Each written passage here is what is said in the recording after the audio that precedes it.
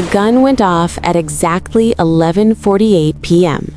Not inside the mansion, 3 blocks away, in the underground parking structure beneath Han Tower, where Jeon Seok-Jin had just watched a man he once called a brother try to put a bullet through his chest.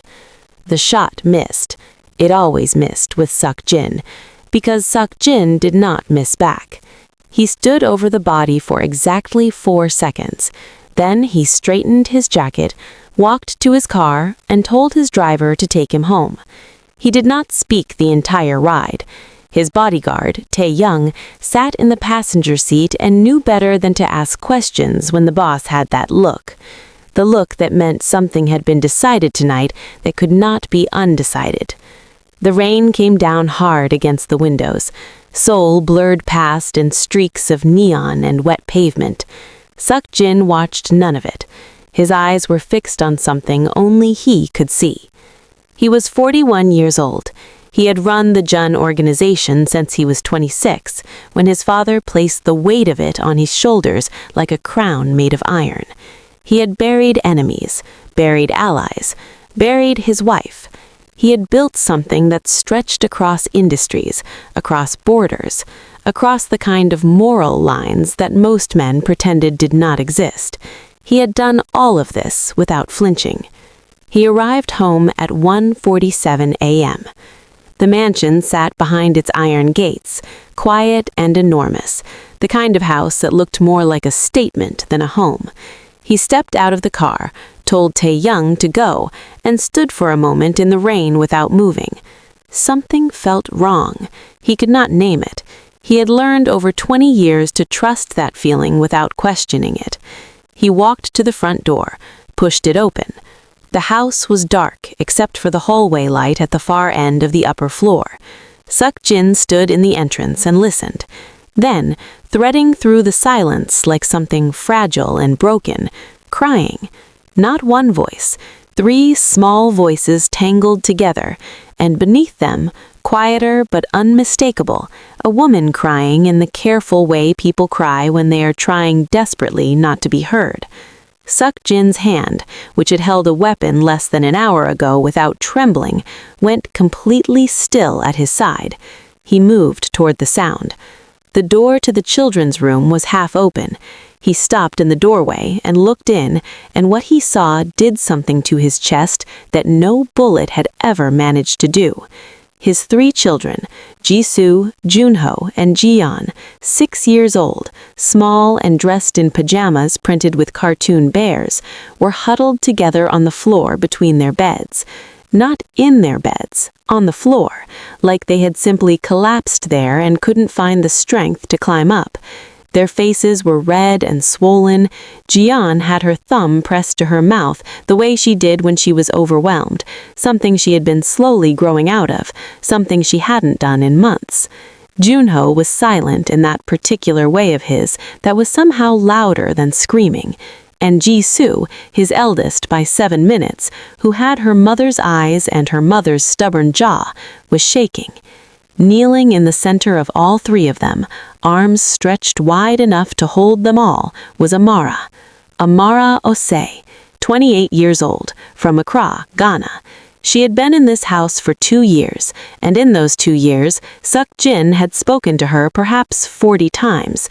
Most of those exchanges were functional.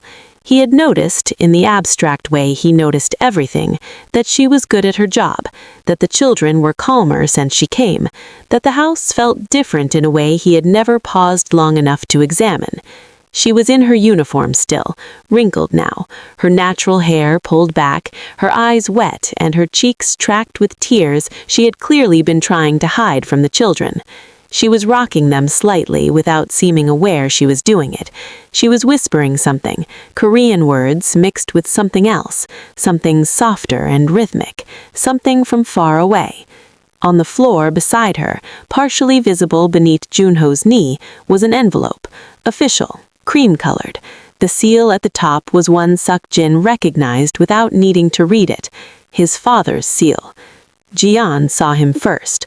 Her eyes found him across the room, and she didn't move, didn't run to him the way she normally would when he came home. She just looked at him with those swollen eyes and said in a voice that was barely holding itself together, "Appa, they're sending Amara away." The other two looked up. Junho stared at him, said nothing, just pulled Amara's arm slightly tighter against himself. Jisoo stood up. She was 6 years old, and she stood up the way a person stands up when they have decided something. She looked at her father directly and said, "If she goes, I'm going with her. She's our Uma. She's the only Uma we have." The word landed in the room like something thrown. Uma. Mother. Seok-Jin had not heard that word directed at anyone in this house since his wife died. He had told himself the children were fine. He had told himself they were young and resilient and provided for. He had told himself a lot of things from a safe and necessary distance. He looked at Amara. Amara finally looked up at him. He could see that. In 2 years, she had always been composed in his presence, always professional, always careful to take up exactly the amount of space she was given and no more. But tonight, her composure was gone, and she was just a person, exhausted and grieving, holding 3 children who were not her blood and would apparently fight to keep her anyway. She did not look away from him. She said quietly, "I'm sorry, sir. I tried not to let them see me cry." And Seok-Jin, who had not felt something crack inside him in a very long time, felt something crack. He crossed the room and picked up the letter. He read it in 12 seconds. He was a fast reader. He had learned to be. In his worlds, the difference between reading something quickly and reading it slowly could mean the difference between walking out of a room and not walking out at all. The letter was precise and formal and completely brutal. Dismissal effective the following morning. 2 months severance. No further discussion. Signed by Chairman Park Myung-ho, and beneath his signature, a single line that Seok-Jin read twice. This decision has been made in the best interest of the family's future and social standing. He set the letter down on the dresser, slowly, carefully. Tae-young, had he been present, would have taken 3 steps backward. Seok-Jin fouched down to the level of his children. It was not something he did often, and all 3 of them registered it. The shift in the room, their father lowering himself to their height, which was somehow more alarming than reassuring because it had never happened quite like this before.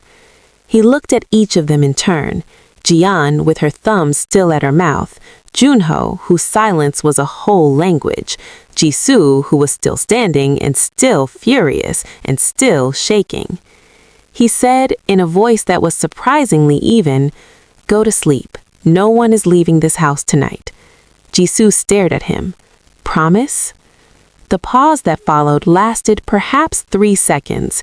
3 seconds in which Seok-Jin understood, clearly and without the comfortable numbness that usually protected him from such understandings, exactly how much of his children's lives had happened in rooms he was not in, exactly how much they had learned not to expect from him, exactly what it meant that a 6-year-old girl looked at her father's promise and needed a moment to decide whether to believe it. "Promise," he said. He stood. He looked at Amara one last time. "Get some rest." Then he walked out of the room, pulled the door, and stood in the hallway alone. He called his father. Chairman Park answered on the second ring. "You saw my letter." "You came into my home," Seok-Jin said. "I came into the house I built," his father said. "While you were out handling business I taught you to handle. You are welcome." "You dismissed my household staff without my authority." "I exercise the authority of this family's future, which you apparently need help protecting." His father's voice carried that particular tone, the one that had been sharpening itself against Seok-Jin since childhood, measured, certain, slightly disappointed, always slightly disappointed, as though Seok-Jin had been born already falling short. So-Yeon's family controls 3 of the ports we've been negotiating for 14 months. Her father will not formalize anything while there is a situation in your household that undermines the image we need to present. A situation? Seok-Jin repeated. You know what I mean. Say it plainly. A foreign woman, a black woman, living in your home, raising your children, occupying a role that has no professional boundaries and every emotional one. So-Yeon comes from a family with expectations, Seok-Jin. Her father asked questions. I had to answer them. The letter was necessary. The letter, Seok-Jin said, made my 6-year-old children cry on the floor for 6 hours. Children adapt. That is what children do. You don't know my children. And whose fault is that? His father's voice sharpened. You have until morning to make the right decision, the alliance or a nanny. Think carefully about what you actually built all of this for. The line went dead. Seok-Jin stood in the dag hallway for a long moment. He did not turn on the light. He had always thought more clearly in the dark, another thing his father had taught him without meaning to. Then, without fully deciding to, he walked back down the hall and stopped outside the children's room. The door was slightly open. Inside, Amara was still there. He had not told her to stay. She had simply stayed. The children were in their beds now, all 3 of them, and she was sitting on the floor between the 2 beds with her back against the wall and her knees drawn up, and she was singing, barely above a whisper, a melody he didn't recognize, slow and low, and from somewhere else entirely, somewhere that had nothing to do with this mansion or this city or his world. The children were asleep. She was still singing, finishing the song even though they could no longer hear her, as though the song was a thing that deserved to be completed, as though she owed it to them even in their sleep. Seok-Jin stood in the doorway and watched. He was not a man who watched. He acted, he decided, he moved. Standing still and watching was not something his life had ever asked of him or rewarded him for. But he stood there for 2 full minutes and he watched this woman sing a song to his sleeping children in the dark, and something shifted in him that he would not find words for until much later. He went to his study. He did not sleep. At 4 a.m., he called in Director Lim, his head of internal operations, a man who had worked for the Jeon organization for 19 years and knew that a call before dawn meant something quiet and important. Amara Osei, tell me everything. Lim was quiet for a moment. Not surprised, Lim was never surprised, but recalibrating. The nanny, sir? The nanny. What Lim told him in the next 20 minutes rearranged several things Seok-Jin thought he understood. Amara had a degree in early childhood education from the University of Ghana, graduating top of her cohort. She had been accepted into a graduate research program in Seoul, prestigious, funded, exactly the kind of thing a person worked years towards. She deferred it, not canceled, deferred, because her younger brother needed surgery and the graduate stipend would not cover what needed to be covered, and she needed to work. She took the Jeon household position because it paid exceptionally well and included housing. She had intended to stay 1 year. That was 2 years ago. 8 months ago, a diplomat's household had approached the staffing agency with an offer for Amara. Higher salary, shorter hours, a lighter workload by significant measure. The agency had passed it along as they were required to. Amara declined without consulting anyone in the Jeon household. When the agency pressed her for a reason, she had said only, "The children I'm with need consistency right now. I can't disrupt that." She had never mentioned it. Not to him, not to the household manager, not to anyone. Seok-Jin was quiet for a moment after Lim finished. Then he said, "The Korean, she speaks it well. How?" "We looked into that when she was first hired, sir. She had basic conversational Korean from her university studies. The level she's at now, from what the household staff say, she taught herself. Used the children's learning books at night after they went to sleep. Spent the first 6 months studying every evening." Seok-Jin said nothing. She also, Lim continued with the careful tone of a man adding something he suspects will matter, has been sending approximately 60% of her monthly salary to Ghana every month without fail. She lives on the rest. She has not asked for a salary review in 2 years. The line was quiet. That's all, sir? That's all. Seok-Jin sat with it. The full picture of a person he had looked past for 2 years. Not cruelly. He had never been cruel to her. He had simply looked past her the way powerful people look past the people who quietly hold their lives together, with the comfortable assumption that the machinery would keep running as long as he didn't interfere with it. He was still sitting with it when he heard small footsteps in the hallway. Jeon appeared in the doorway of his study in her school uniform, backpack already on, her face still slightly puffy from last night's crying, but her expression determinedly normal in the way children perform normalcy when they are trying very hard to be brave. She looked at her father sitting alone in his dark study at 6 a.m. and seemed to make a rapid calculation. She walked past him without a word. He heard her footsteps continue down the hall to the kitchen. He heard the sound of Amara's voice, warm, quiet, the particular gentleness she reserved for mornings. He heard Jeon say nothing at all, just the soft sound of a small body pressing itself against Amara from behind in a hug that needed no explanation. He heard Amara make a soft sound and hug her back. Seok-Jin stood up from his desk, walked to the doorway of his study, and stood there looking down the hall toward the kitchen light. Jisoo and Junho appeared from their room moments later, both in uniforms, both heading in the same direction with the focused purpose of children who know exactly where safety is. Junho saw his father in the hallway and stopped. They looked at each other. Junho was the quiet one, the observer, the child who reminded Seok-Jin most unsettlingly of himself. He looked at his father for a long moment with those serious eyes. Then he said, "Are you going to let her stay?" 6 years old and asking the question like it was the only question in the building worth asking. "Go have breakfast," Seok-Jin said. Junho studied him for one more second, then he walked past toward the kitchen. Seok-Jin picked up his phone and called his father. Chairman Park answered on the first ring this time. He had been waiting.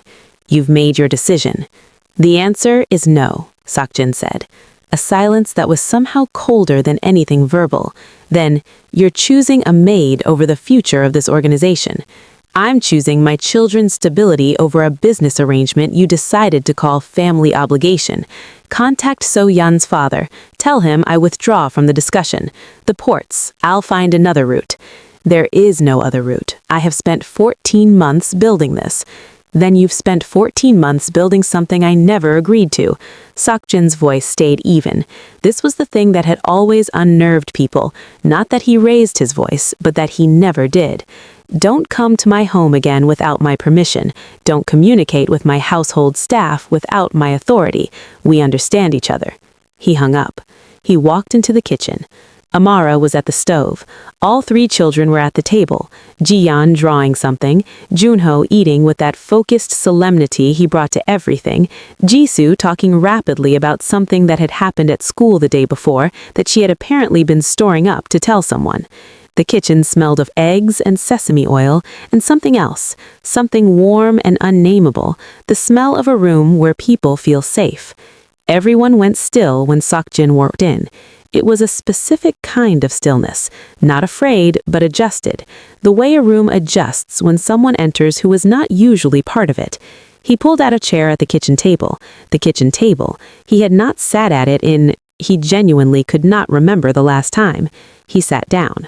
Jisoo stared at him. Jeon stared at him. Even Junho looked up from his food.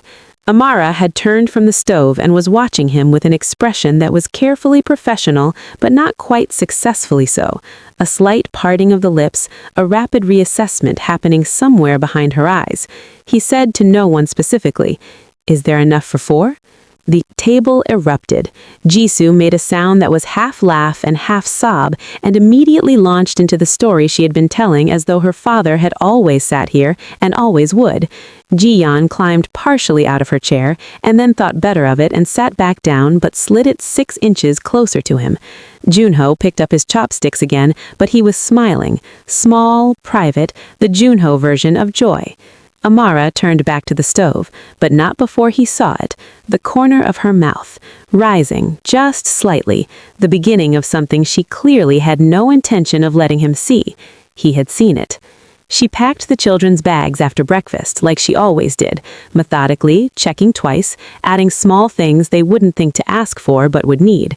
A folded tissue in Jeon's front pocket, because Jeon always needed one and never remembered.